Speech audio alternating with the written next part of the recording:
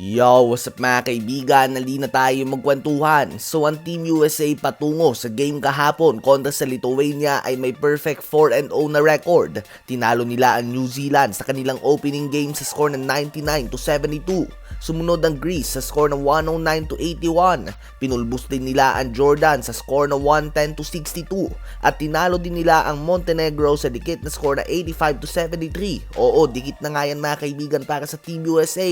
Kaya naman bago mag-umpisa ang game nila kontra sa Lithuania, tinanong si Anthony Edwards tungkol sa team na ito. Ang sinabi lang nga ni Ant-Man ay sa palagay niya ay mananalo sila. Ang taas na nga daw ng kanilang confidence kaya naman hindi sila nag-aalala sa team na ito. Well, mabilis nga na ibinalik sa lupa ang mga paa ni Edwards ng Lithuania. First quarter pa lang ay agad na sila nitong nilamangan sa score na 32-11 hanggang sa tuluyan na nga silang tinalo nito.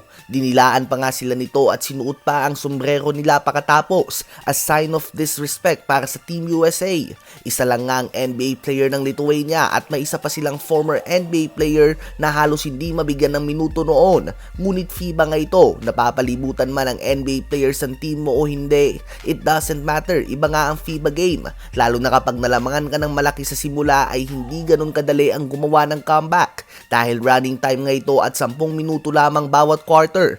Kung i-adapt mo nga ang mga 2 minutes less per quarter at ang running time, halos 1 quarter less ito kumpara sa NBA game. So ang talo na ito ay magandang wake up call nga para sa Team USA na hindi maliitin ng kabilang team. Ang next game nila ay isang knockout game kontra sa Italy.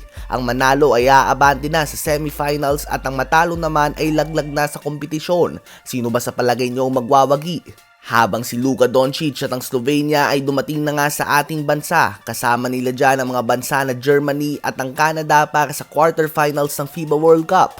Sasailalim nga ang Slovenia sa isang knockout quarterfinals game laban sa Team Canada na napapalibutan ng mga kilalang NBA players na pinapangunahan ni Shai Gilgeous-Alexander, Dillon Brooks at RJ Barrett. Si Doncic at ang Slovenia ay nag-ensayo na kagad sa MOA Arena. Wala nga silang sinasayang na oras. Konting pahinga lang matapos ang biyahe at agad na silang nag-ensayo. Sila ay nanggaling pa lamang sa isang mapait na talo kontra sa Germany. Matapos silang lumamang ng 25-11 sa dulo ng first quarter, sila ay na-outscore nito ng 89-46 dahilan upang matalo sila sa score na 100-71. Good thing ay undefeated sila pumasok sa game na ito kaya naman nakaabante pa din sila sa quarterfinals. Again, knockout game na nga ang laro nila kontra sa Canada. Ano ba ang masasabi nyo tungkol dito?